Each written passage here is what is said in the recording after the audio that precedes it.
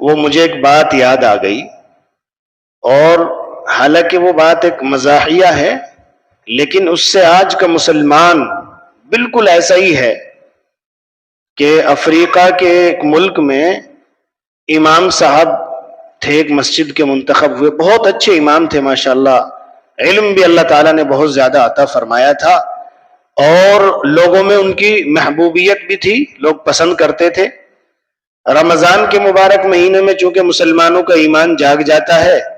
اور اس میں جو ہے ہر شخص جو ہے مسجد میں آنے لگتا ہے، اور ہر شخص چاہتا ہے کہ میں بھی امام صاحب کی اور مسجد کی کچھ نہ کچھ خدمت کر دوں۔ اسی تعلق سے ایک صاحب آئے، انہوں نے امام صاحب کی دعوت کر دی،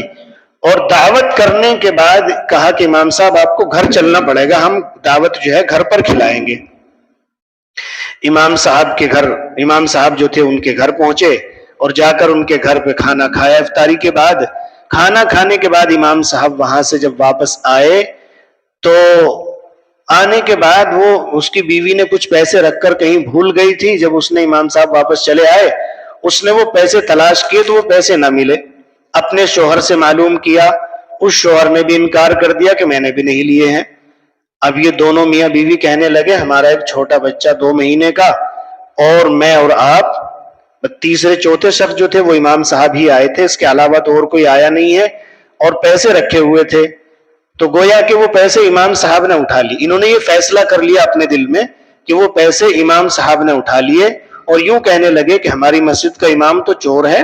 ان کو تو چور نہیں ہونا چاہیے تھا، لوگوں کے لیے ان کو تو ایک نمونہ بننا چاہیے تھا، یہ بہت بڑے عالم ہیں، مسجد کے امام سمجھے جاتے ہیں، لوگ ان پر اعتبار کرتے ہیں۔ دنیا بھر کی باتیں ان کے ذہن میں چلنے لگی، اور وہ اس کا نتیجہ یہ ہوا کہ وہ شخص بجائے امام صاحب سے محبت کرنے کے دل کے اندر نفرت رکھنے لگا۔ بلا وجہ کی بہت سے لوگ جو ہیں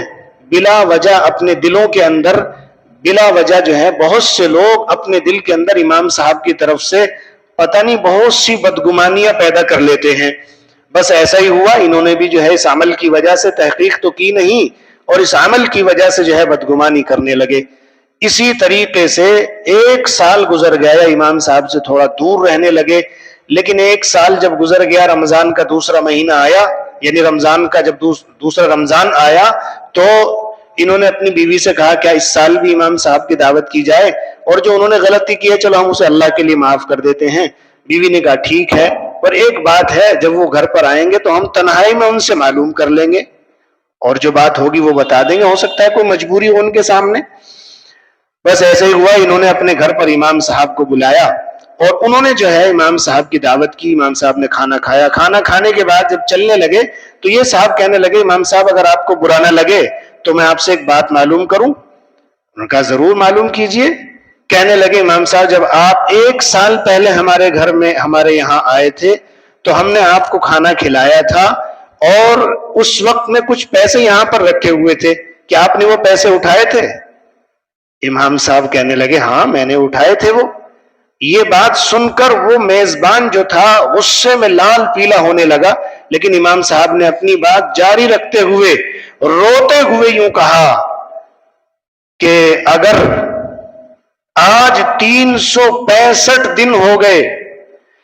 اور 365 دن گزرنے کے بعد تم مجھ سے یہ معلوم کر رہے ہو کہ امام صاحب تم نے ہمارے پیسے اٹھائے تھے، یقیناً میں نے اٹھائے تو تھے۔ جب میں یہاں سے باہر نکل رہا تھا تو باہر نکلتے وقت میں نے دیکھا کہ کچھ نوٹ رکھے ہوئے ہیں اور وہ ہوا سے اڑ رہے تھے، میں نے ان نوٹوں کو جمع کیا، میں نے انہیں فرش کے نیچے یا کسی تکیے یا کسی اور جگہ تو نہیں رکھا، میں نے سوچا کہ مسلمان آدمی ہے، نمازی آدمی ہے، قرآن تو پڑھتے ہی ہوں گے، اس لیے میں نے وہ پیسے قرآن کے اندر رکھ دیے تھے۔ مجھے رونا اس لیے آیا کہ پورے 365 دن گزر گئے،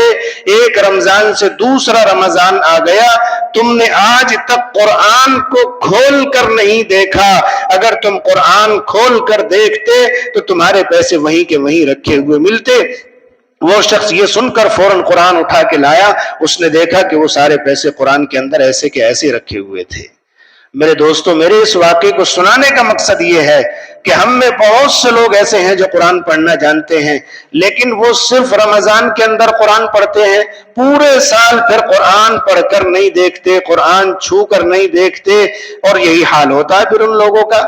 اس لیے آپ حضرات سے میری درخواست ہے، رمضان کے علاوہ بھی قرآن پاک کی روزانہ تلاوت کریں، اس لیے کہ یہ کلام اللہ ہے۔ جو قرآن پاک پڑھتا ہے، قرآن کی تلاوت کرتا ہے، اللہ تبارک و تعالی اس کے دل کو منور رکھتے ہیں، اور اللہ رب العزت اس کے دل کے اندر سکون اور اطمینان پیدا فرما دیتے ہیں۔ اور جب قرآن کی تلاوت نہیں ہوتی ہے تو پھر اللہ تعالیٰ ان کے دلوں کے اندر بے چینیاں داخل فرما دیتے ہیں۔ دعا کیجئے اللہ تعالی ہم سب کو قرآن پاک کی روزانہ تہجد کے اندر تلاوت کرنے کی توفیق نصیب فرمائے۔ آمین۔ وآخر دعوانا الحمدللہ رب العالمین۔